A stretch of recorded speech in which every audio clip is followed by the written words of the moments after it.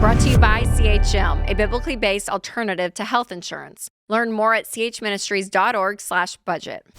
Hey, I'm calling in because my husband, he entered into a debt consolidation program. He has about $30,000 in debt. We are not in the program together. And I was wondering if there's any alternative or way out of this. To give a quick breakdown, again, he has $30,000. I'm not included. I have about $13,000 debt.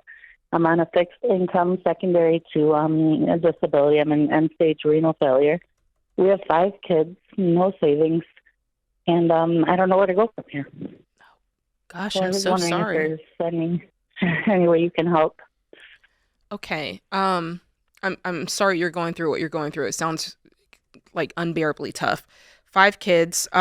Is there a reason that yours wasn't included? Can you give me just some more insight as to how you guys are thinking through this? Because that was my first question. Why just his and not yours? Not that it was a good choice. I'm just wondering. Yeah, first of all, I didn't know about his debt. We don't have our credit. We don't have joint accounts. He has his own credit cards. I have all mine. Okay. And he maxed all his out without my knowledge. So he tried to fix the problem and went into this program. And I feel like it's made everything worse because his credit just keeps decreasing and decreasing. And I feel like we're going to be stuck for the next 10 years now. Okay. So there's the marriage side of it where there was a lack of trust and trust was broken there. So right now, you're still keeping the money separate. It's hard for me to talk about this one thing and not talk about your marriage, Lisa. So what's the deal with the marriage? Do you forgive him? Have you guys fixed this? Are you going to counseling? Are you leaving him? Tell me what's up. Well, he has one chance left on this debt that he has accrued is secondary to gambling. Okay. We have involved his family. Everybody's involved, and basically, if he goes back one more time, we will be getting divorced. Okay. Right now, we're trying to work through it. We have older children. 2 of the kids are older. He's my second marriage, but we do still have a 9 and a 12-year-old. Okay. 9 and a 17-year-old that's younger. Okay. So you've done the right thing in keeping the money separate because of the gambling. I think that was the right move. So let's think about knowing what we know, which is, like you said, this is the last chance. And if this doesn't work out, you're going to, peace out. So let's first talk about this $13,000, right? Because the money is separate as of now because of the gambling. What are you earning? And let's talk about what it would mean to pay that money off. Okay, right now I earn about $4,700 a month. Okay. That's take home from Social Security. And that's my total debt is the $13,000. I have no other income. I don't have any retirement. I don't have any savings. And do you have margin out of that $4,700? No. After all your bills are paid? Well, I pay the mortgage, which is pretty high. It's about $3,200 a month, and he pays all the utilities. And how much does he make? He makes bring home about $500 a week. Okay, so he only makes $2,000 a month? Right. Wow. Okay, so there's the issue. Is he working 40 hours a week? 40 plus, yes. What's he do?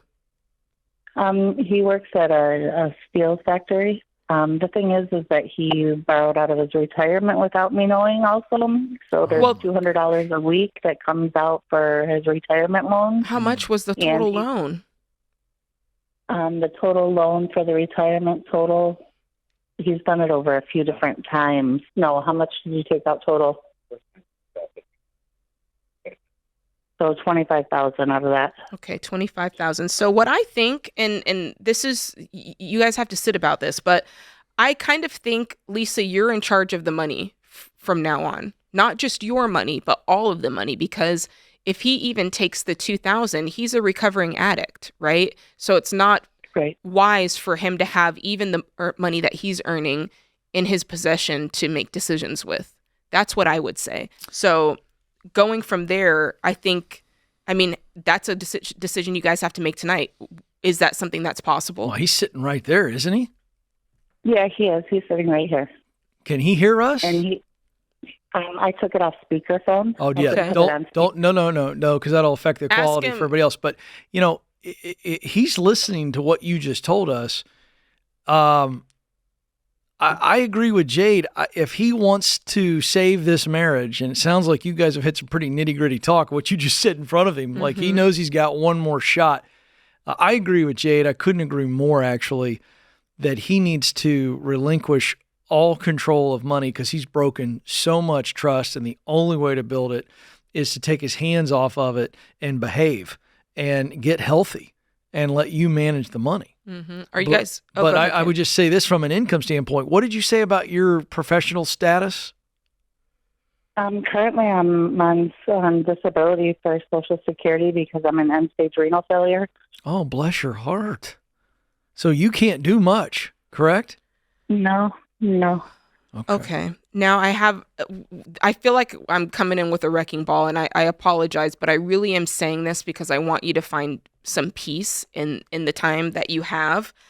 A big issue, guys, right now, so there's the gambling, right? And there's the issues going on between you guys relationally. But financially, the biggest issue, like the biggest elephant in the room, is your mortgage. Yeah, it's too much. It's half of your income. It's half of your combined income.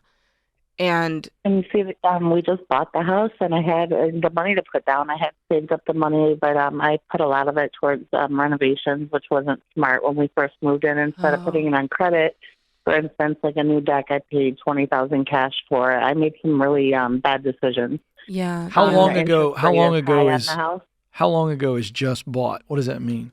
A year, 1 year. So yeah, that honestly, I'm being your best friend right here, just telling you the truth.